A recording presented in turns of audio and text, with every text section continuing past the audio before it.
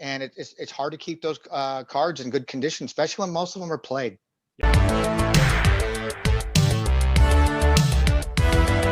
What's up, wrestling fans, trading card collectors? Welcome to another episode of Wrestling with Cards. Today we've got an interview with Tony Vela. Oh wait, no, this isn't Worlds Collide. This isn't even WrestlingTradingCards.com. Although we maybe get confused about that at our intro, but beside the point. I always get confused on that anyway. Produce so much content, can't keep it straight.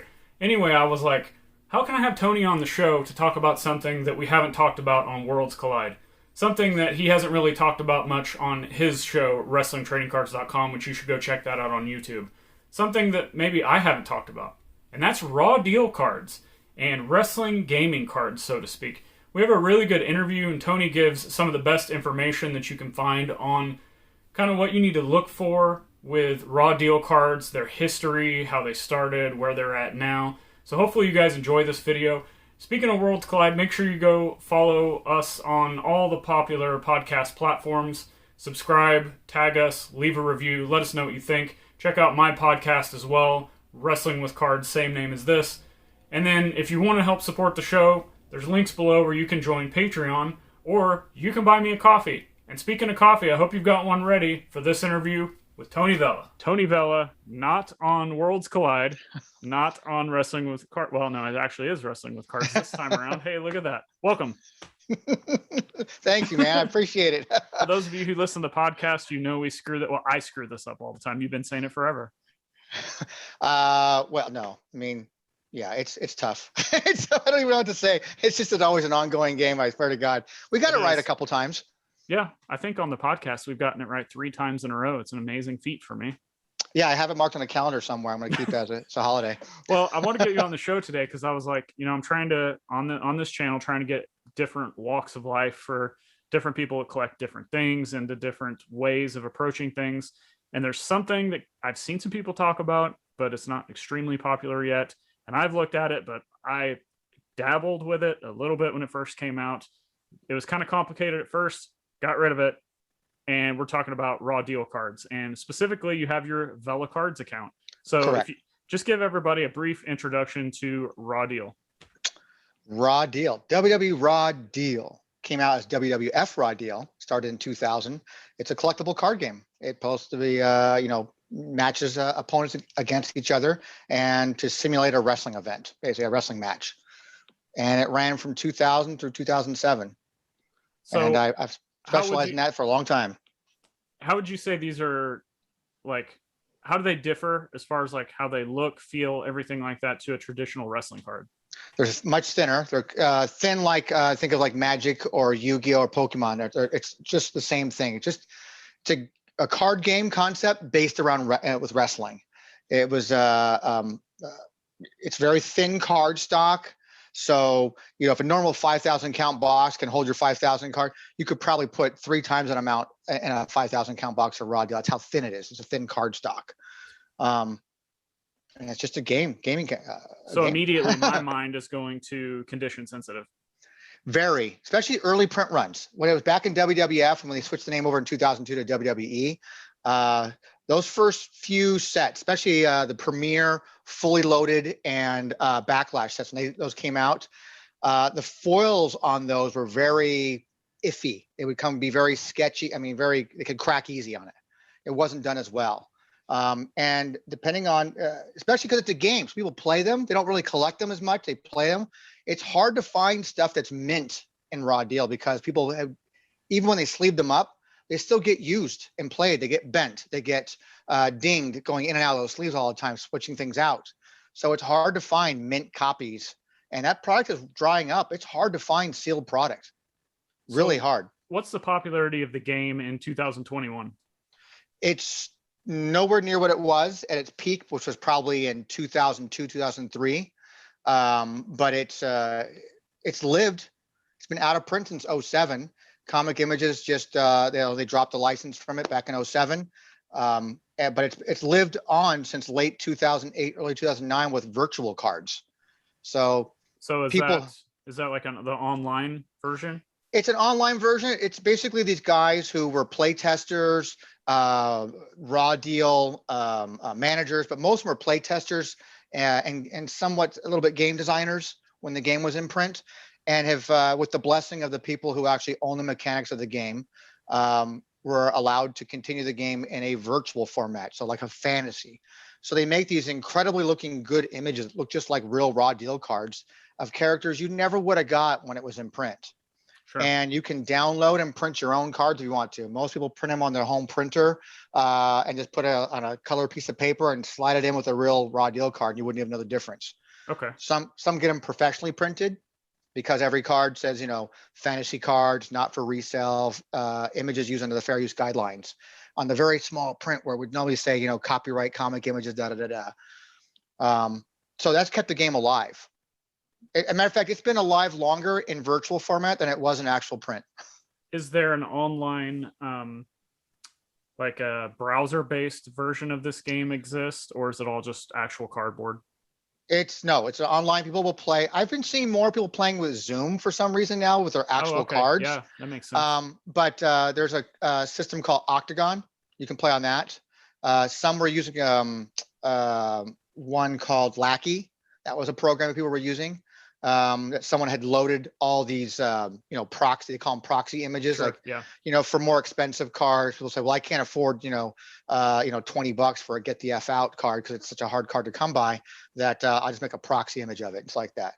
So as long as that whoever's holding an event, because they still hold events, That's interesting. someone whoever holding an event says, oh yeah, proxies are allowed. It's wide open. But the older stuff is hard to find now, man. So what got you into Raw Deal to begin with? Like right out the gate, when did you start buying them, collecting them, playing the game?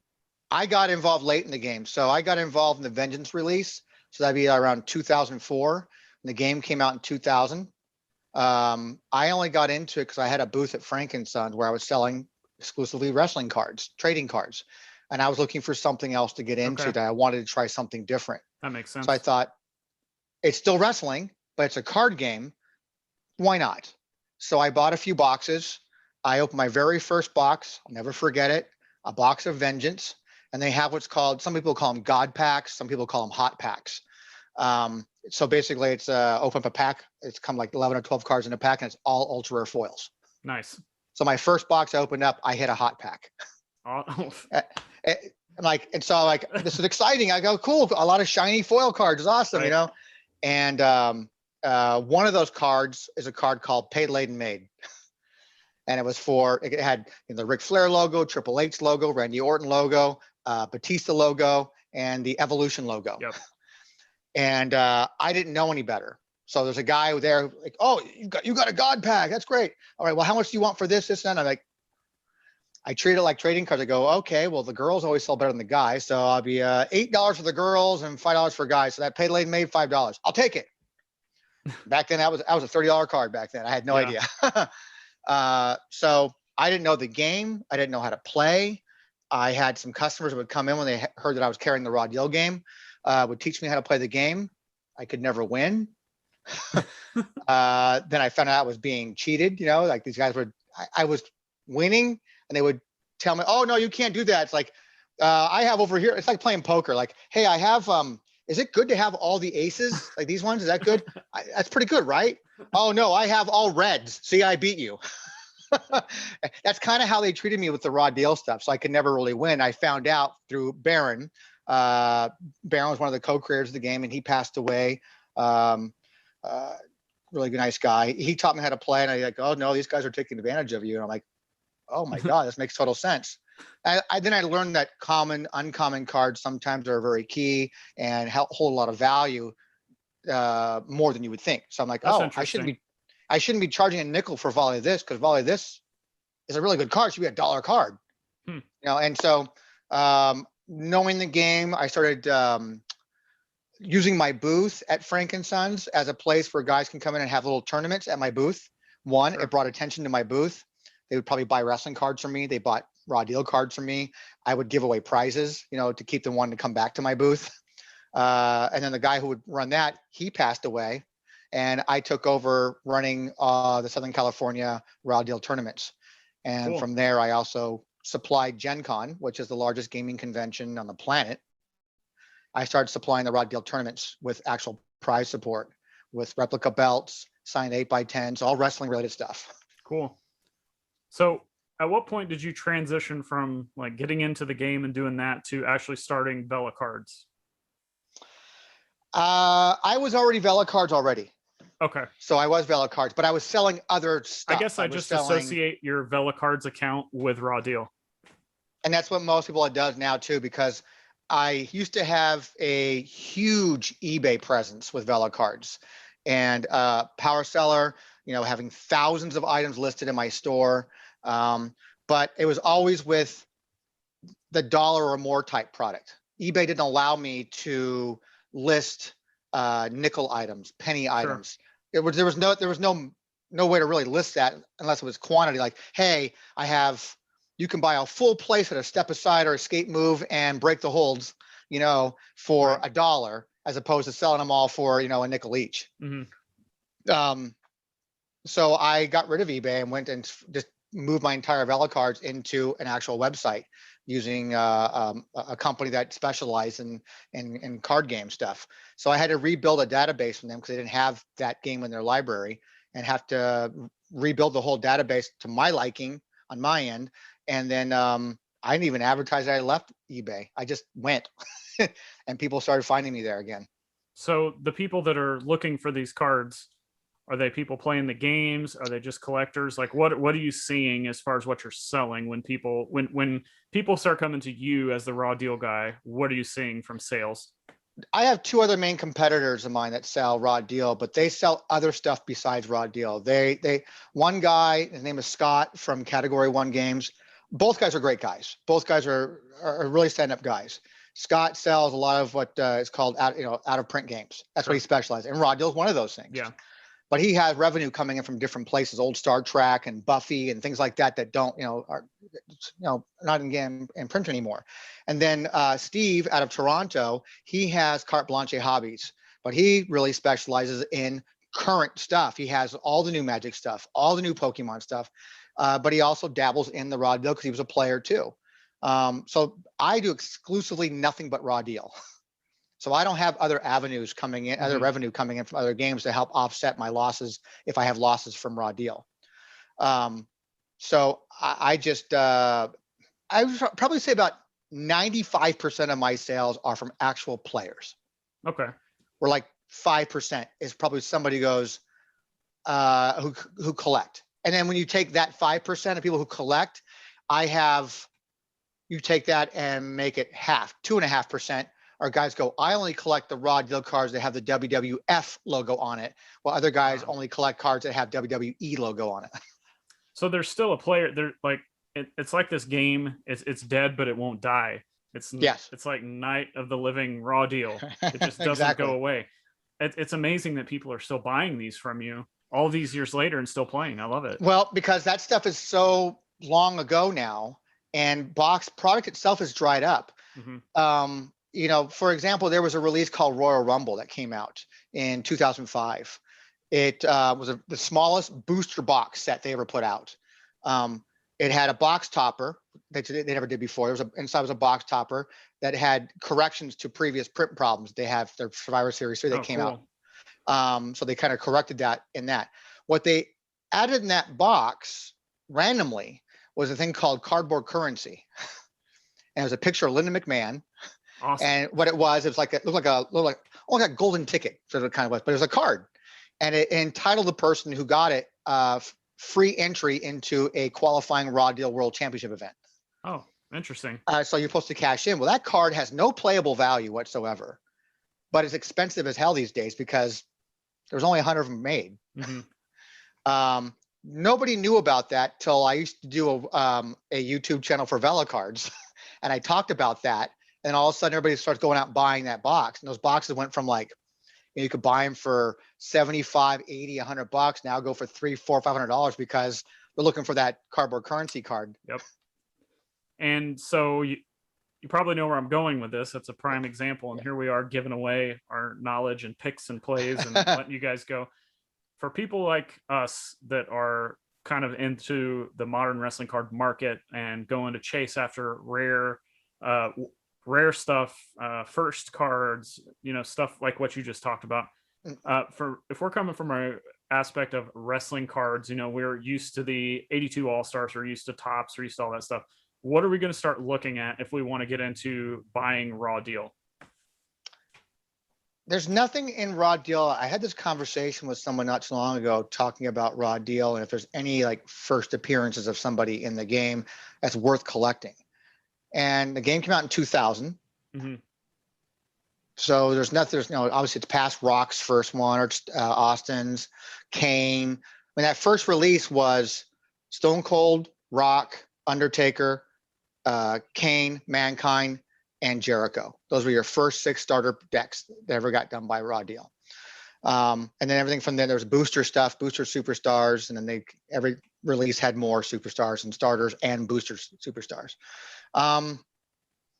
Pricing on Raw Deal is going astronomical right now. It's also seeing the same that's happened in trading cards is happening in Raw Deal.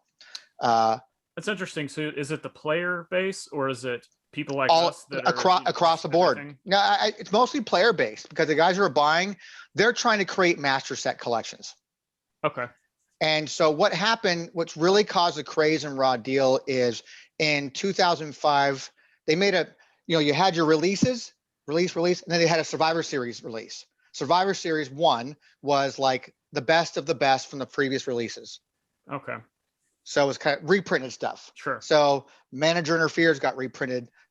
Stone Cold Steve Austin's card got reprinted. Things like that. Then they did more release. Survivor Series 2. That was the best of the stuff that came out. All the releases prior, even all the way back to the premiere. Now, do the cards? So do the reprints have a differentiation on them from the originals? Sometimes they make corrections, like they would get rid of certain terminology because the game would evolve. So they say, if they had a game say may not be reversed by such, they got rid of the may not be reversed and says cannot be reversed. Done. Okay.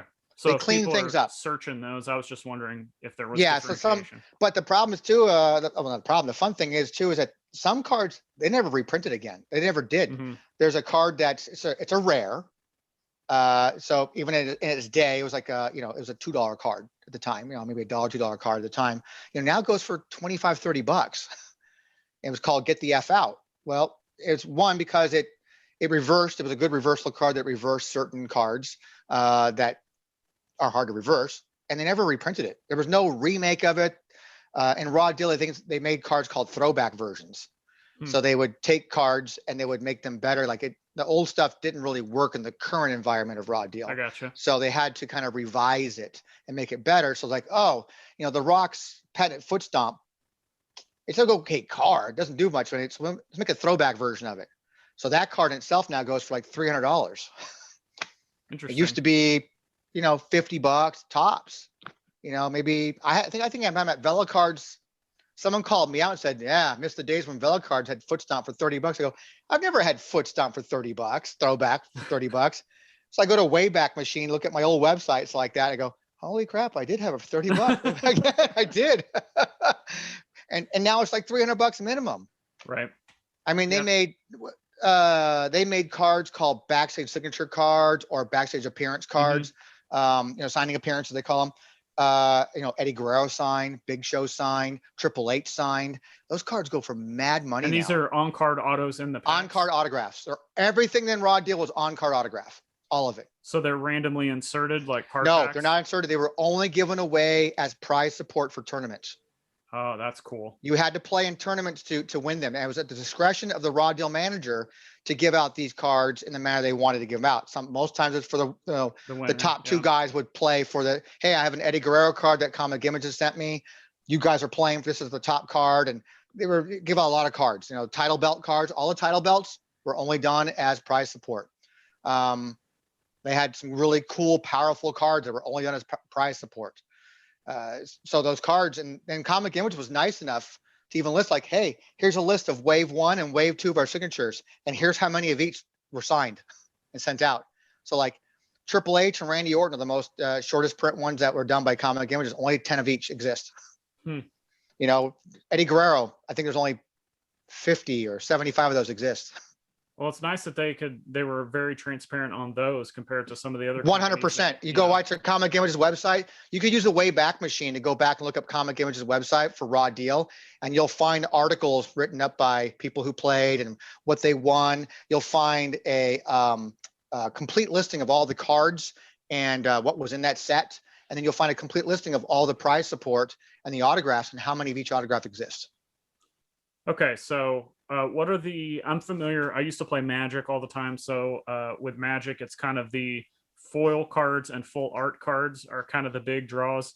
If you're just buying boosters or you're buying the constructed decks, what is there to chase in these? Just not like not like a prize card, but just like what are the inserts or the variations or what are people looking for? Looking for ultra rares. You're always looking for ultra rares. And how do they distinguish from a base card? They're foil. They're all foil. Foil. Okay. Yeah, all foil. You're going to get all foil versions of starter decks. So a starter deck would normally have a 61 card deck. So it'll be like a foil superstar card and then 3 support cards that are all foil of that superstar. And then the rest is just a pre-constructed deck that Comic Images would put together for you. And then you can buy boosters to, I never played any of the games. So let's maybe start with that first up. Right. I've never played Magic or Pokemon, so I have no concept on how those games play. I only know Raw Deal. They're a little, because I was really heavy into Magic when Raw Deal came out. And the problem was like I got it and it was actually for me, I've been playing Magic quite a while. It was a little bit more complicated to learn than even Magic was. And some people think really it's too complicated. And the other thing is I couldn't get anybody to play with me. Like I had 2 decks and I would bring 2 to play and like nobody would ever want to play. They just want to play Magic. So that's why it's I kind so of funny. gave up on it.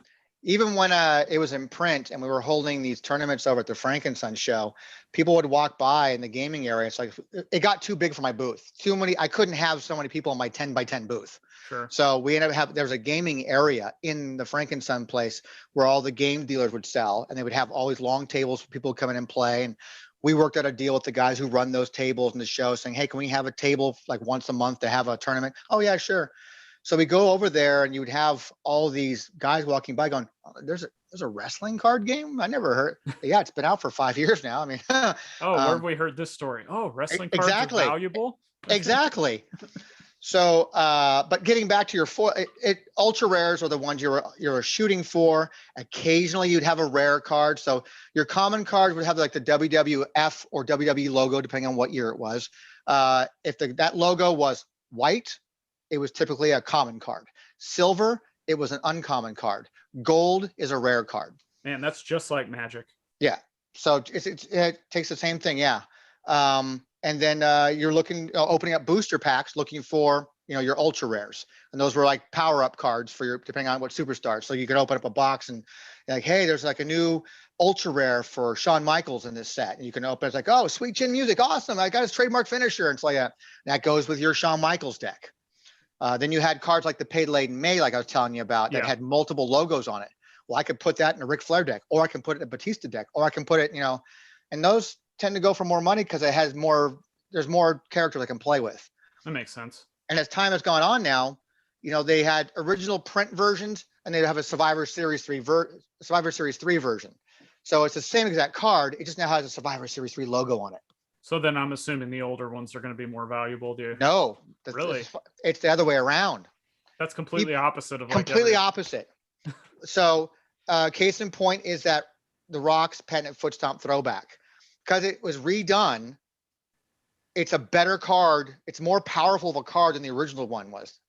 And it's harder to come by. It's allegedly short printed, although that was a really massive set. Survivor Series 3 was a 643 card set. Because it had so many throwbacks and reprint versions of older cards. And as talent was leaving the company, well, we're not reprinting them because they're not in the company anymore. So like that, I'm not printing more, this, that, and the other. I'm not going to print some more, Road Dogg stuff. I'm not printing any more, Billy Gunn stuff. Because those guys were in TNA at that time, the newer stuff, because also players want what's called most recent printing. They want that. So they want from a player's perspective, that makes sense. Players, because that's what they really want. You start opening older product when you're looking for things like, even though they printed multiple versions over the years of Manager Interferes, it's a very powerful reversal card that people want in their decks. So I'll go after Premiers or SS1s or SS2 because they were printing all those. just, they change the picture on it sometimes. And then the bottom will have like a little version number in the bottom. Like this is version 1.2 and 1.3 and 1.4. So they would have all that stuff in there, and those still hold value. So people, look for those. So it's like any other card game. Nice that, back then, I love parallels. A lot of people hate them, but if you're just looking for one parallel of the, ultra rares, just the foil or not, it's a lot easier to chase. Yeah, and Raw Deal is a good way of looking at it, by the way. So you could look at like Manager of Fears is a great example. There's 4 or 5, maybe 6 variations of that card. So if you want like your parallels of that card, you can get the first one, you can get the 1.2, you can get the 1.3, you can get the foil version of 1.1, you can get the non-foil version of Survivor Series 3 and the foil version of Survivor. So you can have a full rainbow, if you want to call it that, I love it, but that's how I view wrestling cards. Like I start digging into the weeds on this stuff. It's a perfect transition to the next thing I want to talk about. Yeah. I haven't seen, now I could be wrong. I checked pop reports, and I thought I saw PSA had graded a very, like I can probably count them on one hand how many they've graded of Raw Deal cards. Do you see this becoming a thing within the wrestling card community? If so, do you have advice on what cards maybe someone should go after? I totally think that it could be. I'm surprised it hasn't been a thing already, actually. One, it's already going to be hard enough to find that product. A great example is someone one time, there was a Cactus Jack card for his trademark finisher, that for whatever reason, it's like, it's not a known short print in this card, but you don't see it come up very often. Nobody's really selling one. And I bought in a collection last year here locally in Phoenix, where someone was a collector. Like this, speaking of like players versus collectors, this guy never played. He just collected. So he had one copy of everything up to a certain point. And in there had like this, oh my God, it's like a pristine condition of this Cactus Jack's, double arm DDT card. It's like, it's a beautiful looking card. I've never seen a condition like this before. It's just so hard to find good condition Raw Deal cards because first off, no one's cracking open any fresh packs anymore. It's hard to find the packs as it is. And stuff that's already out there, it's been played with already. Right. So it's extremely condition sensitive. Where do you think the print runs are on these compared to regular trading cards? Because like one thing I'm thinking is like, look at like the very first edition of Pokemon. A lot of those cards, even in really low grades, are still worth a lot of money. Is that something that we could see with Raw Deal? Like I think one of the reasons I love the Raw Deal cards, but I just can't pinpoint what I need to be buying. You know what I'm saying? It's same as cards. I mean, if you're not collecting to play, but collecting to collect, you want to go after whatever your favorite player is, superstar is. You're not going to be going after like, I'm going to collect all the Divas Overload release. I'm going to collect all of the Mania release. You're going to go after your player. If you're a Hulk Hogan player, fan, you're going to go after all the Hulk Hogan stuff, and he's got plenty of it throughout the Raw Deal world. I think maybe the thing that I have a problem getting past in my mind, and it's maybe just something we're going to have to deal with or alter. When a lot of these other people in the wrestling card space, they're looking at the Cardinal, they're looking at Chromie, they're looking at all these gaming cards. This seems to be a section of the gaming cards that people are not looking at. And do you think it's because there's not, like, are we going to have to fabricate how important a first card is in here? Like, do you know what I'm saying? Like, I honestly don't think I can't think of anybody at the top of my head. I mean, I can go to my Velacards website and peruse the entire thing. My partner who runs the site for me, runs inventory for me, he knows the game inside and out as far as cards. He can tell you what version number they came from. He wrote the documentation. We have better documentation on Velacards, or we used to on the old Facebook page, so they changed it. We have better documentation than what Comic Image ever put out for that stuff. Okay, so your website would be a good resource then for people who want to go yes, track down. I mean, I could pat myself on the back all day long for that stuff like that, but I'm not the one who goes out there and says, if you go to Facebook and look at all the different Raw Deal Facebook groups, and they're all looking for like, hey, I'm looking for these cards, they show you images. They're always my images are showing. Gotcha. Because they're on my website, because my website's broken down in such a way that it's so easy for anybody to go through and find what they're looking for. Not to mention I have a search field. You can search for anything you want by any keywords, key phrases, anything you want to find the cards on my site. I've been doing it for so long. And do you have the print run information on there that They, was they never release that. interesting? Okay. Comic Images never released print runs, but I can tell you right now, probably on par with their actual trading cards they put out, if not less than Okay. SmackDown Chrome, Superstars, the Rock set, probably less than those. Okay. And just kind of tie things up here. Where do you think we've seen Cardinal stuff take off? Chromie is the big thing now. I mentioned that.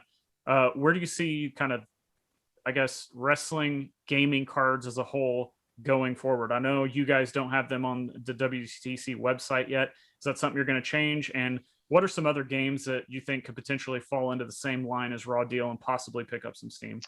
Actually, I do have Raw Deal on the WTC site. I just I never must got have just missed it. I never got around. There's only probably 3 or 4 complete checklists put up there. Oh, okay. Well, but I never got around to finishing the rest of the checklist. So that's the beautiful thing now that I'm moving everything over to the new site now, is that my partner, God, 3 years ago did all the checklists for me in the format I wanted. I just never put them on the site yet. Oh, okay. So I had that. Said someday I'm going to get back to WTC. Someday I'm going to update it. It's like that. And now here we are, and I'm going to have them all ready to go. I've already even added them to the new site already. Okay. As far as the listing of what's coming out from those years. So it'll be ready. It's all going to be there. And the beautiful thing is, since I've owned I used to have a master set collection of Raw Deal. Cool. I had at least one copy of everything that Raw Deal ever printed. I mean, Comic ever printed. So I had paid someone to scan all those. So I also have all the images of them as well. That's helpful. Of not only of every card, like Manager Interferes, I have a scanned image of every version of it as well. And that, honestly, that's what, when we're getting into something like this, that's one of the good things about WTC is just the checklist and then the information you can follow. But then if you've got the scans of the parallels and what numbers and stuff like that, that's going to be very helpful. It's great. Yeah. And Raw Deal's been good to me, man. I mean, last year, I'm sure a lot of people who got hurt because of the pandemic, and my business, for my booking business, got shut down. And so I wasn't traveling obviously anymore. And I almost got rid of Velacards several years back. I was going to sell it all, my entire inventory. I ended up selling, shipping to my partner, an 800-pound pallet of Raw Deal cards. I believe it was probably somewhere around 1.2 million cards. Yikes. It was a lot of, it was a lot of stuff. I mean, I bought Raw Deal like a lot of these guys buy trading cards. I was buying Raw Deal because as I'm just a reseller, so I wanted to buy. I was buying collections. Yeah, and so I had decks on my own because I was playing all the time with the guys in the local tournaments because I get involved. I'd have my inventory there. I would give away prizes. Tournaments were like, hey, Gen Con 2017, World Championships brought to you by Velacards. Right. And so people would, but anybody in the Raw Deal community already knows who Velacards is. And if they're new, people are directing to my site already as it is, or Scott's or Steve's. But I've been doing it for so long. Like I said, I almost got rid of it. My partner talked me out of it. And thank God, because last year when COVID hit, all of a sudden I started seeing massive increase in sales. Like I'm talking sales I haven't seen in 10 years, 15 years. It was incredible. And it's still going today. It's still doing very well. And I can't keep inventory in stock. I don't want to price myself to a point where I'm sitting on stuff, but I also don't want to sell it too cheaply. So I have to walk that fine line. Right. So I see my competitors are constantly hitting my site all the time and price matching me in certain ways. And some guys go strictly on eBay. Like, I'm not going to put this on my website because I know on my website, I'm $200 for this card, but I'm thinking on eBay, I can probably get 400 for it. Sure. So I do it that way, I guess. It's just, I think it's going to see an increase still. I don't think there's anybody in Raw Deal that's, first appearance, let's go get that. I think it's just going to be out of, most of the guys spending the big money are players. Yeah, I just keep trying to rack my brain on what do I need to chase as far as rare and scarce and get it graded. That's my mindset of the trading card. You know what I'm saying? If you're going to go after stuff like that, you're going to go after the money cards. The money cards are going to be I mean, I can give you a list of money cards if you want. Well, no, that's what I'm saying. Like, if your site has it all, we can go do all the work ourselves. You can go search my site, Right. and my entire website for Velacards.com has everything listed there. You go, hey, this patented foot stomp throwback is selling for $250. I got to get that card. This paid laid made now selling for $100. I got to get that card. Oh, I got the first to tap throwback. That goes for $250. I got to get that card now too. Right. Yeah. And that's what we'll just direct everybody to your website, because I don't think we need to give any specific plays away. Everybody can go do their own homework. Sure. But I was just trying to put it like from the wrestling card collector, probably why some people are having a hard time getting into this, whereas opposed to the Chromie or the Cardinal, it's a static image. Sure, it's a game, but they look more like trading cards. Yeah, well, that Chromie one's bigger than an actual trading card, actually. So it's a little longer. But and the Raw Deal cards are the similar size to a trading card, just thinner stock. I think they're still 2.5 by 3.5. Yeah, they're almost identical to Pokemon and Magic, and there's value there. I think it's an untapped market for collectors, really. I agree. Because most of the people out there, like I said, are buying our players. I have very few people who say, I just collect. I even have a guy who collects, I only collect damaged stuff. So let me know about your damaged stuff, because I can't afford to be buying the high-end stuff. So you ever get any damaged stuff in your inventory, let me know. I'll buy it off you. I get that, because I'm the guy who likes to go get key iconic cards in low grades. I bought this collection out that had, it had like a rock bottom from the rock, cards like that, which, I probably sell on my website, that version, $10, $12 for that card. But it was folded in half. It was creased like that. And I gave it to my son to play with. So I get him started, because he's got, his wrestling cards. He's only 2 and he got his wrestling cards. Nice. And, I trust me, I'm all over it with him. Yes. And someone saw a picture of that card. I showed him playing. I took a picture of it and showed it on him playing with his cards. And someone goes, hey, I saw you have that rock. I'll buy that card off you. I'm like, dude, it's damaged. And he goes, I don't care. I'd like to have it in my collection. All right. Like, I can't, it's not for sale. Sorry. I think it's an untapped market. I think that you're not going to find $1,000 card in there, not today.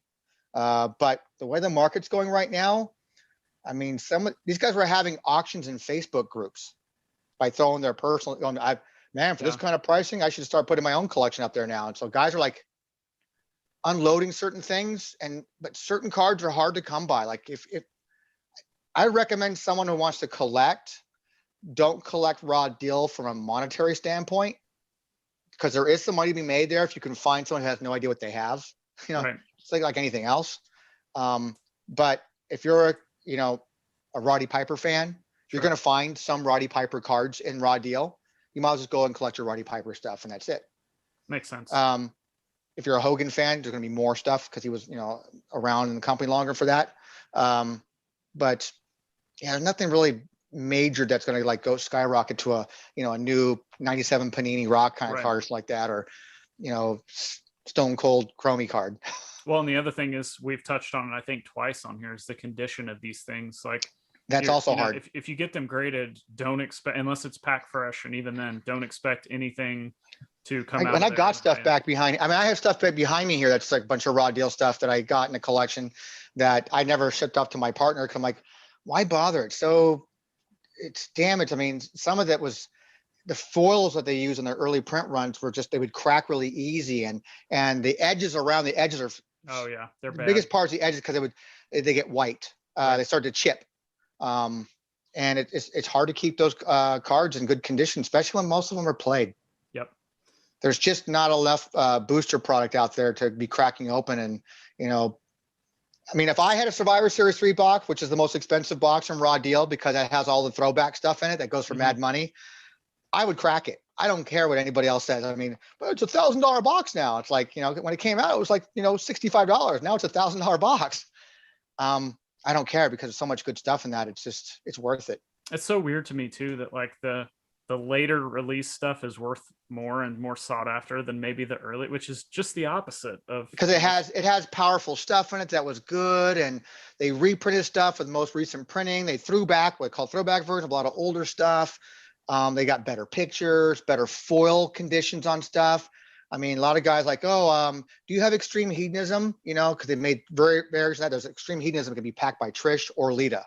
So they made one where it had just a picture of Trish on it with both logos, or just a picture of Lita on it with both logos. And Survivor Series 3, they made a picture with a split down the middle with both of them on it, with both Have them logos. all. That's their parallels right there. You got to Pretty much right there. Yeah. So people like certain ones like, well, I want the most recent printing one because it's Survivor Series 3, but well, I'm a Trish fan. I want Trish, that kind of thing. Yeah. All right. So anything else you got to talk about go ahead and promote your website and anything else before we get out of here. Velacards.com. Everything unlike WTC. Velacards is Velacards. Don't get the wrong one. Velacards.com. It's all Velacards.com. I mean, Instagram, Facebook, Twitter. It's all Velacards. Velacards.com. And you still running it pretty frequently as far as like if people have questions, they can reach out to you on social media on there? I run it every day. There you go, guys. If you got questions, go to the website, send him a DM, tell him you want to buy his entire collection for $1 million, and he'll hook you up. $1 million. I'd probably make someone a good deal if that was the offer. There's the offer. There it is. There's other, before we go real quick, because Sure. I know we talked about a little bit before, another wrestling themed game that came out. I mean, there's a lot of wrestling themed games. There's a new one called Super Show. It's been out for a few years. That I was thinking about carrying for a while, they had AJ Styles in it before he came to WWE, and all of a sudden exploded. Right. You can't find that stuff anymore. But back in the same time that WWF did Raw Deal, Wizard of the Coast did a WCW game called Nitro. Right. And they made one release of that and then one follow-up called Hardcore. Was the Hardcore in like a blue package? It's bluish type of package, I believe. Okay. Yeah. I've seen it one time. Yeah. And that one's harder to find. I'm considering actually carrying that product. So if anybody watching or listening to this wants to sell their old WCW Nitro, I'm looking to buy. I have a sneaking suspicion that people are going to want to be buying them, not selling them, because I've talked to a lot of people that have shown some interest. And actually, before we got on here tonight, somebody had a Stacy Keibler PSA 9 just posted. So, I have a bunch of those that I'm looking to try to do something with them. I'm wondering if that actually starts having more of a popularity than Raw Deal, but it'll be interesting to see. So we'll get out. You know what? Today. I think you're right. That actually might. The WCW one might, because if you're looking for someone who has like an early appearance or first appearance, she's going to be one. Well, and Wizards of the Coast, having that name that's associated with Pokemon, that's associated with Magic, and now associated with wrestling. I don't know, just possibly. Possibly, it's a good call. Maybe we'll have to do another show on that sometime. I'll let you know if I decide to build off on that. Thanks again for watching, everybody. That was a great interview. Hopefully there's a lot of information in there for you so you can go check out Raw Deal cards, maybe start digging around, finding some kind of obscure stuff in there and what could be value. Are you prospecting on wrestling gaming cards now? And there's a little nugget in there about WCW trading card game cards. Something to think about. Thanks for watching, everybody. Make sure you give me one of these. Hit that subscribe button. Check out all the links in the show notes below. I'll catch you on the next one.